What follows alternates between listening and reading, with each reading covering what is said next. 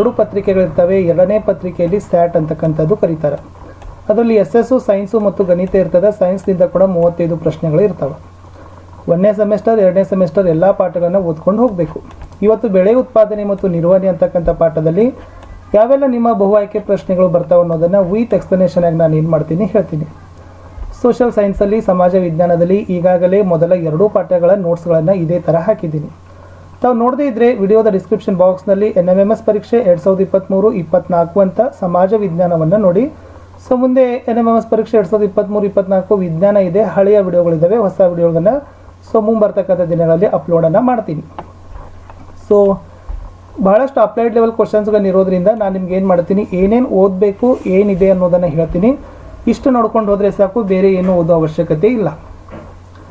ಇವತ್ತು ಹೆಚ್ಚಾಗಿರ್ತಕ್ಕಂಥ ಜನಸಮೂಹ ಅಥವಾ ಜನಸಂಖ್ಯೆಗೆ ಆಹಾರವನ್ನು ಒದಗಿಸಬೇಕಾಗಿದೆ. ಅದಕ್ಕಾಗಿ ನಾವು ಆಹಾರವನ್ನು ನಿಯಮಿತವಾಗಿ ಉತ್ಪಾದನೆ ಮಾಡಬೇಕು, ಆಹಾರದ ಸಮರ್ಪಕ ನಿರ್ವಹಣೆ ಆಗಬೇಕು, ಆಹಾರದ ವಿತರಣೆ ಆಗಬೇಕು. ಯಾವ ಕಾರಣಕ್ಕಾಗಿ? ಹೆಚ್ಚುತ್ತಿರ್ತಕ್ಕಂಥ ಜನಸಂಖ್ಯೆಗೆ ಅವಶ್ಯವಾಗಿ. ಇನ್ನು ಕೃಷಿ ಪದ್ಧತಿಗಳು ಅಂತ ಬರ್ತದೆ. ಸಾಮಾನ್ಯವಾಗಿ ಕ್ರಿಸ್ತಪೂರ್ವ 10,000ವರೆಗೆ ಜನರು ಅಲೆಮಾರಿಗಳು ಆಗಿದ್ದರು. ಅವರು ಆಹಾರ ಮತ್ತು ವಸತಿಯನ್ನು ಹುಡುಕಿಕೊಂಡು ಸ್ಥಳದಿಂದ ಸ್ಥಳಕ್ಕೆ ಗುಂಪುಗಳಲ್ಲಿ ಅಲೆದಾಡ್ತಿದ್ರು. ಅವರು ವಿಶೇಷವಾಗಿ ಹಣ್ಣುಗಳು ಮತ್ತು ತರಕಾರಿಗಳನ್ನು ಹಸಿಯಾಗಿಯೇ ತಿನ್ನುತ್ತಿದ್ದರು. ಸೊ ಕ್ರಮೇಣ ಆಹಾರಕ್ಕಾಗಿ ಅವರು ಪ್ರಾಣಿಗಳನ್ನು ಬೇಟೆಯಾಡ್ತಾರೆ. ಅದನ್ನು ಆರಂಭ ಮಾಡಿ ಕೃಷಿ ಮಾಡೋದಕ್ಕೆ ಆರಂಭಿಸಿ ಮೊದಲಿಗೆ ಭತ್ತ, ಗೋಧಿ ಮತ್ತು ಇತರೆ ಆಹಾರ ಬೆಳೆಗಳನ್ನು ಉತ್ಪಾದನೆಯನ್ನು ಮಾಡ್ತಾರೆ. ಸೊ ಈ ಥರನಾಗಿ ಕೃಷಿ ಏನಾಯ್ತಪ್ಪ ಅಂದರೆ ಉಗಮ ಆಯಿತು ಅಂತಕ್ಕಂಥದ್ದು.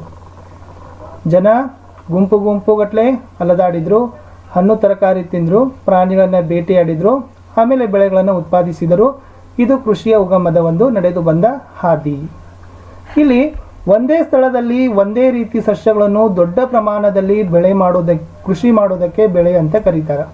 ಇದು ಸ್ವಲ್ಪ ಮೋಸ್ಟ್ ಇಂಪಾರ್ಟೆಂಟ್ ಇದೆ. ಒಂದು ಸ್ಥಳದಲ್ಲಿ ಒಂದೇ ರೀತಿ ಸಸ್ಯಗಳನ್ನು ದೊಡ್ಡ ಪ್ರಮಾಣದಲ್ಲಿ ಬೆಳೆದು ಕೃಷಿ ಮಾಡ್ತಾರಲ್ಲ, ಅದಕ್ಕೆ ಬೆಳೆ ಅಂತ ಕರೀತಾರೆ. ಉದಾಹರಣೆ ಏನು ಕೊಡ್ಬೋದು ಅಂದರೆ, ಈಗ ಗೋಧಿ ಬೆಳೆ ಇದೆ ಅಂತ ಅಂದ್ಕೊಳ್ಳಿ. ಅಂದರೆ ಆ ಜಮೀನಿನಲ್ಲಿ ಬೆಳೀತಕ್ಕಂಥ ಎಲ್ಲ ಸಸ್ಯಗಳು ಏನಾಗಿರ್ತಾವಪ್ಪ ಅಂದ್ರೆ ಗೋಧಿ ಸಸ್ಯಗಳೇ ಆಗಿರ್ತವೆ. ಆವಾಗ ಅದನ್ನೇನಂತಾರೆ, ಗೋಧಿಯ ಬೆಳೆ ಅಂತ ಕರೀತಾರೆ. ಇಲ್ಲಿ ಈ ಬೆಳೆಗಳಲ್ಲಿ ಸಾಮಾನ್ಯವಾಗಿ ಧಾನ್ಯಗಳು ಅಂತ ಕರೀತಾರೆ, ತರಕಾರಿಗಳು ಅಂತ ಕರೀತಾರೆ, ಹಣ್ಣುಗಳು ಅಂತಕ್ಕಂಥ ವಿಧಗಳನ್ನು ನಾವು ಮಾಡ್ತೀವಿ. ಯಾವುದರ ಆಧಾರದ ಮೇಲೆಪ್ಪ ಅಂತಂದರೆ ಋತುವಿನ ಅನುಗುಣವಾಗಿ ಅವು ಯಾವ್ಯಾವ ಬೆಳೆಯಲ್ಲಿ ಋತುವನ್ನು ಬೆಳೆಯೋಲ್ಲ ಅವುಗಳ ಆಧಾರದ ಮೇಲೆ ಬೆಳೆಗಳನ್ನು ವರ್ಗೀಕರಣವನ್ನು ಮಾಡ್ತಾರೆ. ಹಾಗಾದರೆ ತಮ್ಮೆಲ್ಲರಿಗೂ ಗೊತ್ತಿದೆ, ಭಾರತ ಅನ್ನೋದು ಒಂದು ವಿಶಾಲ ದೇಶ. ಇಲ್ಲಿ ಉಷ್ಣಾಂಶ ಬೇರೆ ಆಗ್ತದೆ, ತೇವಾಂಶ ಬೇರೆ ಆಗಿರ್ತದೆ, ಮಳೆ ಪ್ರಮಾಣ ಬೇರೆ ಆಗಿರ್ತದೆ. ಇವೆಲ್ಲ ಹವಾಮಾನದ ಪರಿಸ್ಥಿತಿಗಳು ಒಂದು ಪ್ರದೇಶದಿಂದ ಮತ್ತೊಂದು ಪ್ರದೇಶಕ್ಕೆ ಬೇರೆ ಬೇರೆ ಆಗಿರ್ತದೆ. ಸೊ ಆ ಕಾರಣಕ್ಕಾಗಿ ದೇಶದ ವಿವಿಧ ಭಾಗಗಳಲ್ಲಿ ಬೇರೆ ಬೇರೆ ಬೆಳೆಗಳನ್ನು ಬೆಳೀತಾರೆ. ಈ ಬೆಳೆಗಳನ್ನು ಮುಖ್ಯವಾಗಿ ಏನು ಮಾಡ್ತಾರಪ್ಪ ಅಂದ್ರೆ 2 ವ್ಯಾಪಕವಾಗಿರ್ತಕ್ಕಂಥ ಬೆಳೆ ವಿಧಾನಗಳನ್ನಾಗಿ ಗುರುತಿಸಿದ್ದಾರೆ. ಸೊ ಮೊದಲನೇದು ಬರ್ತದೆ ಖಾರಿಫ್ ಬೆಳೆಗಳು ಅಂತಕ್ಕಂಥದ್ದು. ಇದು ಮಳೆಗಾಲದಲ್ಲಿ ಬೆಳೆಗಳನ್ನು ಬಿತ್ತನೆ ಮಾಡ್ತಾರೆ. ಮಳೆಗಾಲದಲ್ಲಿ ಬಿತ್ತನೆ ಮಾಡ್ತಕ್ಕಂಥ ಬೆಳೆಗಳಿಗೆ ಖಾರಿಫ್ ಬೆಳೆ ಅಂತಾರೆ. ಇವುಗಳ ಅವಧಿ ಜೂನ್ದಿಂದ ಸೆಪ್ಟೆಂಬರ್ವರೆಗೆ ಇರ್ತದೆ. ಇಲ್ಲಿ ಬರ್ತಕ್ಕಂಥ ಬೆಳೆಗಳು ಭತ್ತ, ಜೋಳ, ಸೋಯಾಬೀನ್, ನೆಲಗಡಲೆ, ಹತ್ತಿ ಇತ್ಯಾದಿ. ವೆರಿ ಮೋಸ್ಟ್ ಇಂಪಾರ್ಟೆಂಟ್ ಆಗಿರ್ತಕ್ಕಂಥ ಕ್ವಶನ್ಸ್ಗಳು ಇಲ್ಲಿಂದ ಬರ್ತಾವ. ಸೊ ಚೆನ್ನಾಗಿ ಇವುಗಳನ್ನು ಹೇಳೋದನ್ನು ಕೇಳ್ಕೊಡ್ರಿ, 100% ಸಕ್ಸಸ್ ಆಗ್ತೀರಿ. ಇನ್ನು ರಬಿ ಬೆಳೆಗಳು ಅಂತ ಬರ್ತಾವ. ಇವುಗಳು ಚಳಿಗಾಲದಲ್ಲಿ ಬೆಳೀತಾರೆ. ಇದರ ಸಾಮಾನ್ಯ ಅವಧಿ ಎಷ್ಟಿರ್ತದಪ್ಪ ಅಂದ್ರೆ ಅಕ್ಟೋಬರ್ದಿಂದ ಮಾರ್ಚ್ವರೆಗೆ ಇರ್ತದೆ. ನಾವು ಬೆಳೀತಕ್ಕಂಥ ಗೋಧಿ, ಕಡಲೆ, ಬಟಾಣಿ, ಸಾಸಿವೆ, ಅಗಸೆ ಇವೆಲ್ಲ ರಬಿ ಬೆಳೆಗೆ ಉದಾಹರಣೆಗಳು ಆಗಿದ್ದಾವ. ಇದ್ರ ಜೊತೆಗೆ ಕೆಲವೊಂದಿಷ್ಟು ದ್ವಿದಳ ಧಾನ್ಯಗಳನ್ನು ಮತ್ತು ತರಕಾರಿಗಳನ್ನು ಬೇಸಿಗೆಯಲ್ಲಿನೂ ಕೂಡ ಏನು ಮಾಡ್ತಾರಪ್ಪ ಅಂದ್ರೆ ಬಹಳಷ್ಟು ಪ್ರದೇಶಗಳಲ್ಲಿ ಬೆಳೆಯನ್ನು ಬೆಳೀತಾರೆ. ಇನ್ನು ಬೆಳೆ ಉತ್ಪಾದನೆಯ ಮೂಲಭೂತ ಪದ್ಧತಿಗಳು ಅಂತ ಬರ್ತದೆ. ಇಲ್ಲೊಂದು ಕ್ವಶನ್ ಇದೆ, ಭತ್ತವನ್ನು ಚಳಿಗಾಲದಲ್ಲಿ ಬೆಳೆಯೋದಿಲ್ಲ ಏಕೆ ಅಂತ ಕೇಳಿದ್ದಾರೆ. ಸೊ ಉತ್ತರ ಏನಪ್ಪ ಅಂದರೆ, ಭತ್ತದ ಬೆಳೆಗೆ ಬಹಳ ನೀರು ಬೇಕು, ಅಧಿಕ ಪ್ರಮಾಣದ ನೀರು ಬೇಕು. ಆ ಕಾರಣಕ್ಕಾಗಿ ಭತ್ತವನ್ನು ಯಾವ ಕಾಲದಲ್ಲಿ ಬೆಳೀತಾರೆ? ಮಳೆಗಾಲದಲ್ಲಿ ಬೆಳೀತಾರೆ. ಯಾವ ಕಾಲದಲ್ಲಿ ಬೆಳೆಯೋದಿಲ್ಲ? ಚಳಿಗಾಲದಲ್ಲಿ ಬೆಳೆಯೋದಿಲ್ಲ. ಇಲ್ಲಿ ಸಸ್ಯಗಳನ್ನು ಬೆಳೀತಕ್ಕಂಥ ಸಂದರ್ಭದಲ್ಲಿ ಬಹಳ ಚಟುವಟಿಕೆಗಳನ್ನು, ಕೆಲಸಗಳನ್ನು ಮಾಡ್ತಾರೆ.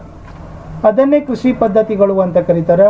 ಸೊ ಯಾವ್ಯಾವ ಕೃಷಿ ಪದ್ಧತಿ ಅದಾವಂದರೆ, ಮಣ್ಣನ್ನು ಹದಗೊಳಿಸೋದು, ಬಿತ್ತನೆ ಮಾಡೋದು, ಸಾವಯವ ಗೊಬ್ಬರಗಳು ಮತ್ತು ರಸಗೊಬ್ಬರಗಳನ್ನು ಸೇರಿಸೋದು, ನೀರಾವರಿ, ಕಳೆಗಳಿಂದ ರಕ್ಷಣೆ, ಕೊಯ್ಲು, ಸಂಗ್ರಹಣೆ 7 1/1 ನಿಮ್ಗೆ ಏನಾಗಬೇಕಪ್ಪ ಅಂದ್ರೆ ನೆನಪಿನಲ್ಲಿ ಇಟ್ಕೊಳ್ಬೇಕು. ಫಸ್ಟ್ ಮಣ್ಣನ್ನು ಹದಗೊಳಿಸುವಿಕೆ, ನಂತರ ಬಿತ್ತನೆ, ನಂತರ ಸಾವಯವ ಗೊಬ್ಬರಗಳು ಮತ್ತು ರಸಗೊಬ್ಬರಗಳನ್ನು ಸೇರಿಸೋದು, 4 ನೀರಾವರಿ, 5 ಕಳೆಗಳಿಂದ ರಕ್ಷಣೆ, 6 ಕೊಯ್ಲು, 7 ಸಂಗ್ರಹಣೆ.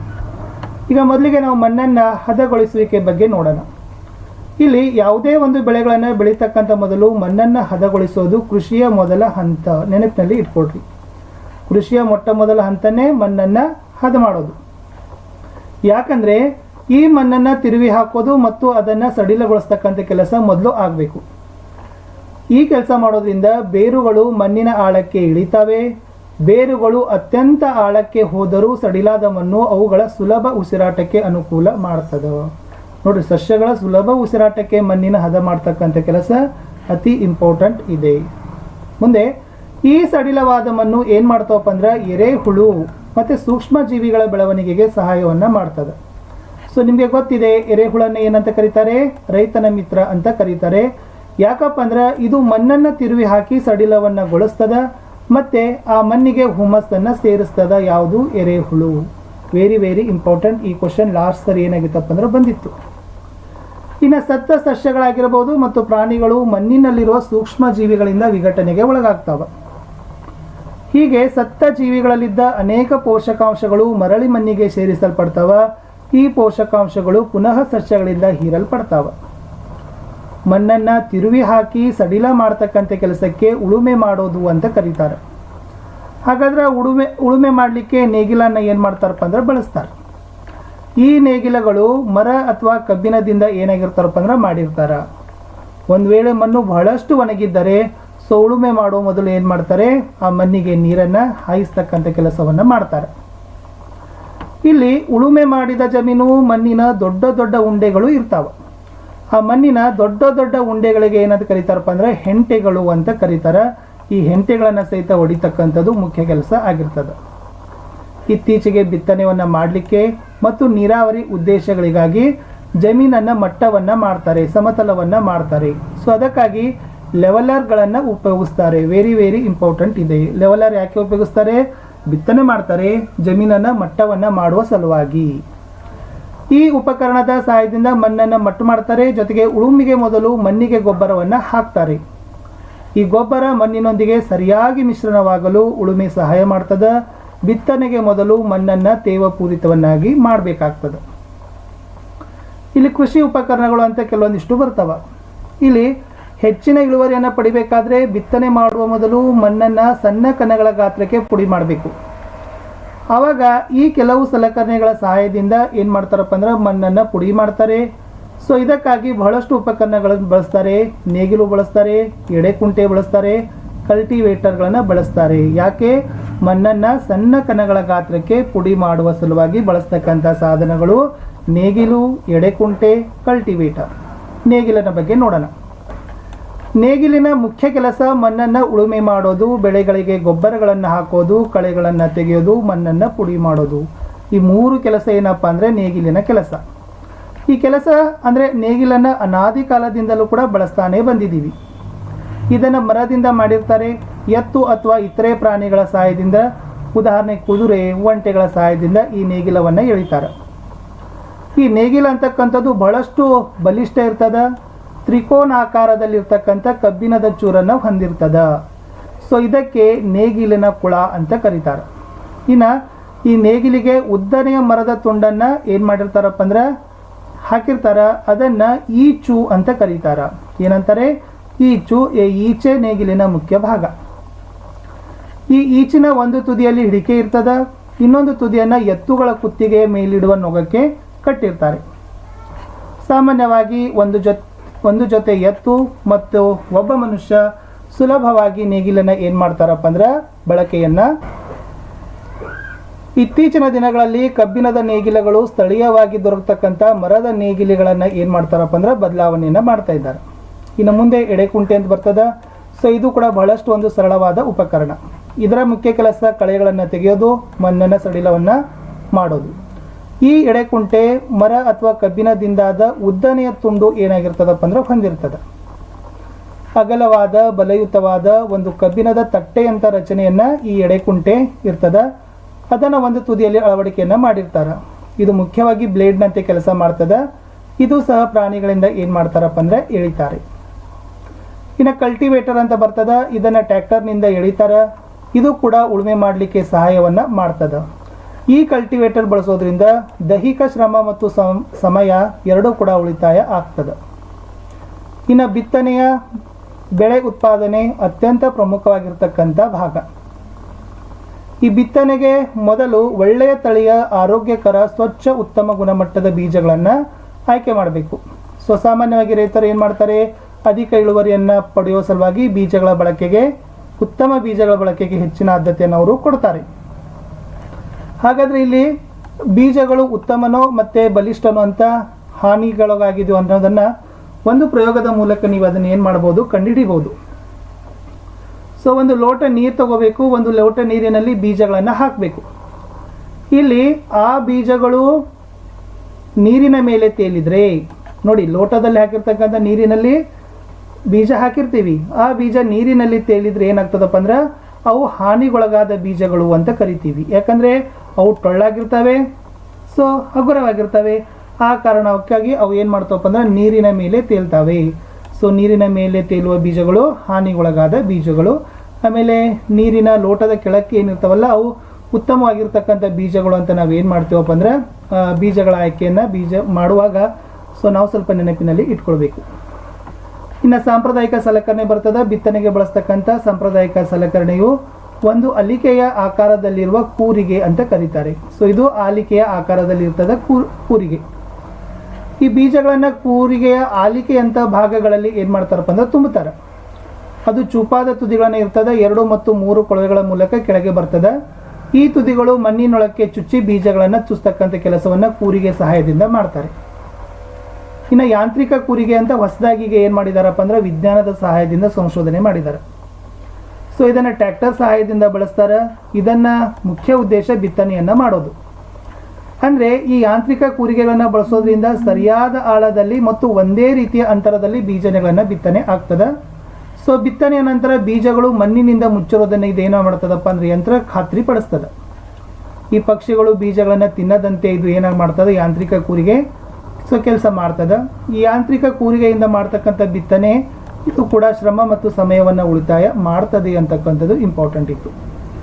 ಇನ್ನು ಭತ್ತದ ಕೆಲವು ಸಸ್ಯಗಳನ್ನು ಏನು ಮಾಡ್ತಾರಪ್ಪ ಅಂದ್ರೆ ಬೀಜಗಳನ್ನು ಮೊದಲು ಮಡಿಗಳಲ್ಲಿ ನರ್ಸರಿಗಳಲ್ಲಿ ಬಳಸ್ತಾರೆ. ಆಮೇಲೆ ಅದನ್ನು ಗದ್ದೆಗಳಲ್ಲಿ ಏನು ಮಾಡ್ತಾರಪ್ಪ ಅಂದ್ರೆ ನಾಟಿಯನ್ನು ಮಾಡ್ತಾರೆ. ಈ ಸಸ್ಯಗಳು ಒತ್ತೊತ್ತಾಗಿ ದಟ್ಟವಾಗಿ ಬೆಳೆಯೋದನ್ನು ತಪ್ಪಿಸಲಿಕ್ಕೆ ನಾವೇನು ಮಾಡಬೇಕು, ಬೀಜಗಳ ನಡುವೆ ಸೂಕ್ತ ಅಂತರ ಬಿಟ್ಟು ಬಿತ್ತನೆಯನ್ನು ಮಾಡಬೇಕಾಗ್ತದೆ. ಈ ಸಸ್ಯಗಳಿಗೆ ಸಾಕಷ್ಟು ಸೌರ ಬೆಳಕು ಬೇಕು, ಪೋಷಕಾಂಶ ಬೇಕು, ನೀರನ್ನು ಬೇಕು. ಆ ಕಾರಣಕ್ಕಾಗಿ ಸೂಕ್ತ ಅಂತರದಲ್ಲಿ ಅದನ್ನು ನಾಟಬೇಕು. ಇಲ್ಲಿ ಸಾವಯವ ಗೊಬ್ಬರ ಮತ್ತು ರಸಗೊಬ್ಬರಗಳನ್ನು ಸೇರಿಸೋದು ಅಂತ ಒಂದು ಬರ್ತದೆ. ನಾವು ಸಸ್ಯಗಳ ಆರೋಗ್ಯಕರ ಬೆಳವಣಿಗೆಗೆ ಪೋಷಕಾಂಶಗಳ ರೂಪದಲ್ಲಿ ಮಣ್ಣಿಗೆ ಸೇರಿಸ್ತಕ್ಕಂಥ ಪದಾರ್ಥಗಳಿಗೆ ನಾವು ಸಾವಯವ ಗೊಬ್ಬರ ಅಥವಾ ರಸಗೊಬ್ಬರ ಅಂತ ಕರಿತೀವಿ. ಈ ಮಣ್ಣು ಖನಿಜಯುಕ್ತ ಪೋಷಕಾಂಶಗಳನ್ನು ಬೆಳೆಗೆ ಒದಗಿಸ್ತದೆ. ಸಸ್ಯಗಳ ಬೆಳವಣಿಗೆಗೆ ಪೋಷಕಾಂಶಗಳು ಬೇಕೇ ಬೇಕು. ಕೆಲವು ಪ್ರದೇಶಗಳಲ್ಲಿ ರೈತರು ಒಂದೇ ಜಮೀನಿನಲ್ಲಿ ಒಂದಾದ ನಂತರ ಒಂದರಂತೆ ಬೆಳೆಗಳನ್ನು ಬೆಳೀತಾರೆ. ಹೀಗೆ ನಿರಂತರವಾಗಿ ಬೆಳೆಗಳನ್ನು ಬೆಳೆಯೋದ್ರಿಂದ ಮಣ್ಣಿನಲ್ಲಿ ಪೋಷಕಾಂಶಗಳ ಕೊರತೆ ಆಗ್ತದೆ. ಮಣ್ಣಿಗೆ ಪುನಃ ಪೋಷಕಾಂಶಗಳನ್ನು ಸೇರಿಸಲಿಕ್ಕೆ ರೈತರು ಅವಶ್ಯವಾಗಿ ಜಮೀನಿಗೆ ಗೊಬ್ಬರಗಳನ್ನು ಹಾಕ್ತಾರೆ.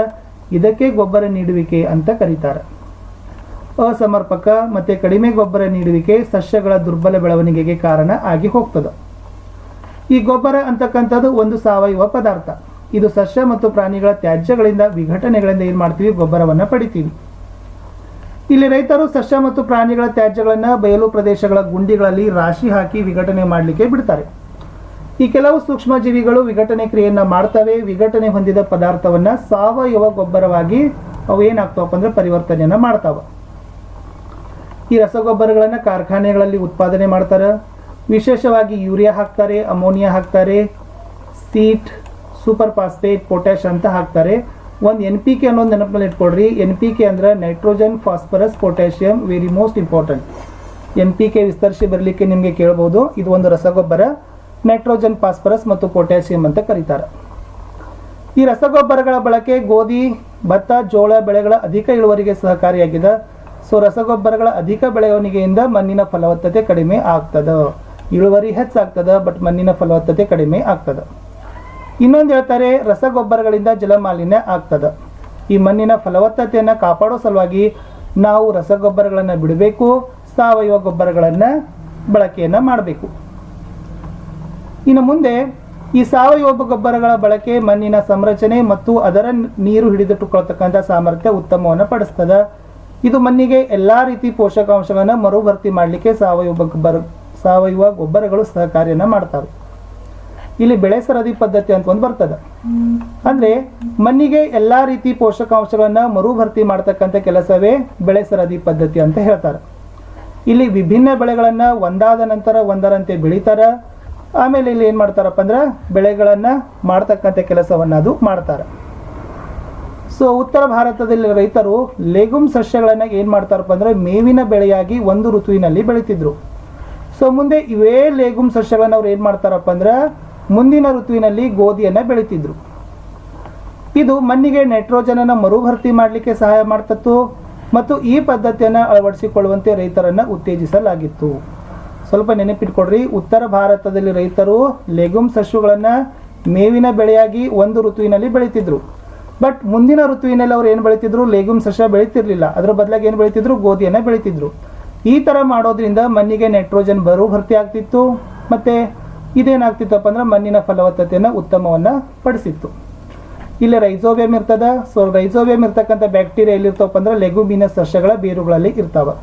ಇದರ ಮುಖ್ಯ ಕೆಲಸ ವಾತಾವರಣದ ನೈಟ್ರೋಜನ್ ಅನ್ನು ಸ್ಥಿರಪಡಿಸೋದು. ಈ ಪಾಯಿಂಟ್ ಬಹಳ ಇಂಪಾರ್ಟೆಂಟ್ ಅದ. ಲಾಸ್ಟ್ ಟೈಮ್ ಕೂಡ ಇದನ್ನ ಕೇಳಿದ್ದಾರೆ. ಇನ್ನು ಈ ಕೋಷ್ಟಕದಲ್ಲಿ ರಸಗೊಬ್ಬರ ಮತ್ತು ಸಾವಯವ ಗೊಬ್ಬರ ನಡುವಿನ ವ್ಯತ್ಯಾಸ ಅದ. ನಿಮಗೆ ಗೊತ್ತಿದೆ, ರಸಗೊಬ್ಬರಗಳು ಮಾನವ ನಿರ್ಮಿತ, ಬಟ್ ಸಾವಯವ ಗೊಬ್ಬರ ನೈಸರ್ಗಿಕವಾಗಿ ಇರ್ತದ. ರಸಗೊಬ್ಬರಗಳನ್ನು ಕಾರ್ಖಾನೆಗಳಲ್ಲಿ ತಯಾರಿಸ್ತಾರೆ, ಸಾವಯವ ಗೊಬ್ಬರಗಳನ್ನ ಬಯಲು ಪ್ರದೇಶಗಳಲ್ಲಿ ತಯಾರಿಸ್ತಾರೆ. ರಸಗೊಬ್ಬರಗಳು ಯಾವುದೇ ರೀತಿಯ ಹ್ಯೂಮಸ್ ಅನ್ನು ಮಣ್ಣಿಗೆ ಕೊಡೋದಿಲ್ಲ, ಬಟ್ ಸಾವಯವ ಗೊಬ್ಬರ ಬಹಳಷ್ಟು ಪ್ರಮಾಣದಲ್ಲಿ ಹ್ಯೂಮಸ್ ಅನ್ನು ಮಣ್ಣಿಗೆ ಕೊಡ್ತಾವ. ಈ ರಸಗೊಬ್ಬರಗಳ ಸಸ್ಯ ಪೋಷಕಗಳಿಂದ ಬಹಳಷ್ಟು ಸಮೃದ್ಧವಾಗಿರ್ತಾವ, ಬಹಳ ಒದಗಿಸ್ತಾವ. ಬಟ್ ಸಾವಯವ ಗೊಬ್ಬರ ಈ ಸಸ್ಯ ಪೋಷಕಗಳನ್ನು ಕಡಿಮೆ ಪ್ರಮಾಣದಲ್ಲಿ ಬಳಸ್ತಾವ. ಇದು ಕೂಡ ನೋಡ್ಕೊಂಡೋಗಿ ಮೋಸ್ಟ್ ಇಂಪಾರ್ಟೆಂಟ್ ಅದ. ಒಂದು ಕ್ವಶನ್ ಕೇಳ್ತಾರೆ, ಸಾವಯವ ಗೊಬ್ಬರದ ಅನುಕೂಲತೆ ಏನು? ಇಲ್ಲಿ ರಸಗೊಬ್ಬರಗಳಿಂದ ಸಾವಯವ ಗೊಬ್ಬರಗಳನ್ನೇ ನಾವು ಬಳಸಬೇಕು. ಯಾಕಂದ್ರೆ ಇದನ್ನ ನೀರನ್ನ ಹಿಡಿತಕ್ಕಂಥ ಮಣ್ಣಿನ ಸಾಮರ್ಥ್ಯವನ್ನು ಹೆಚ್ಚಳ ಮಾಡ್ತದ. ಆಮೇಲೆ ಮಣ್ಣನ್ನು ರಂಧ್ರಯುಕ್ತವಾಗಿಸ್ತದ, ಅನಿಲಗಳ ವಿನಿಮಯಕ್ಕೆ ಸಹಕಾರಿ ಆಗ್ತದ, ಉಪಯುಕ್ತ ಸೂಕ್ಷ್ಮ ಜೀವಿಗಳ ಸಂಖ್ಯೆ ಹೆಚ್ಚಳ ಮಾಡ್ತದ, ಮಣ್ಣಿನ ಸಂರಕ್ಷಣೆಯನ್ನು ಸುಧಾರಿಸ್ತದ. ಯಾವುದು? ಸಾವಯವ ಗೊಬ್ಬರ.